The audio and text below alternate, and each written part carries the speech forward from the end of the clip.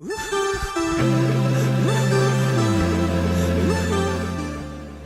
guys, hope you're all doing well. I wanted to send you a quick update. I'm in Costa Rica, as you can see, and God's been doing amazing things here. So I just wanted to give you an update on what's been going on since the last time I spoke to you guys.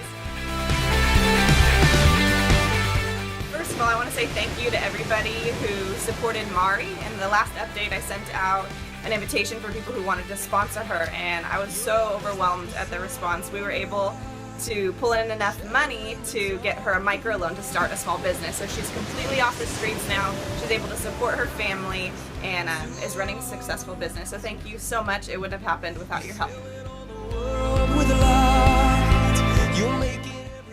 Also wanted to fill you guys in on what we're doing in prevention in the country. So Rebecca and I moved down to a community called Jaco, which is in the Central Pacific of Costa Rica, and it's a hub for sex trafficking here, especially sex tourism. So we partnered with an organization called Seas of Hope that has clubhouses in at-risk communities.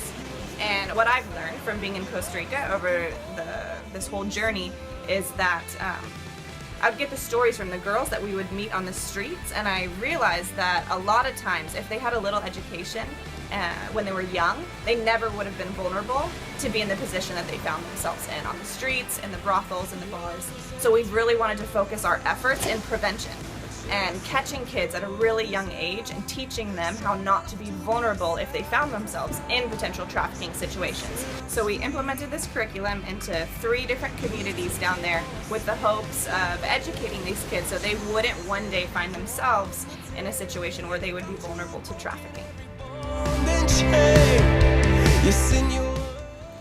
On the personal side of things, I recently found out that my grandfather became ill. So at the end of November, I decided to fly back to California to spend time with him and spend time with my family. And I was really thankful for that, to be able to hold his hand as he passed from this earth onto heaven, and to be able to be with my family, especially my grandmother, during that time. So when I was home, I realized that God had more plans for me. I got introduced to the man of my dreams. His name's Jacob. He has history in professional baseball and missions. He's been all over the planet, and we're really excited to see what God has for us in the future. So what's next? What you guys can be praying for moving forward here is that our prevention curriculum that we created would get circulated into the public school system. We have some meetings set up with the government to explore that possibility, and what we've learned is that education is a key component in prevention, and it's needed all over the world. And so we're excited about the possibility of adapting this curriculum and taking it to other places.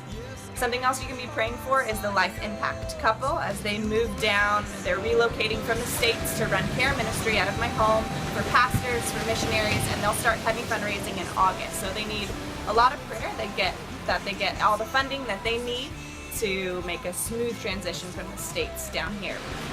Also, please be praying for Mari's continued success. Right now she's doing phenomenal.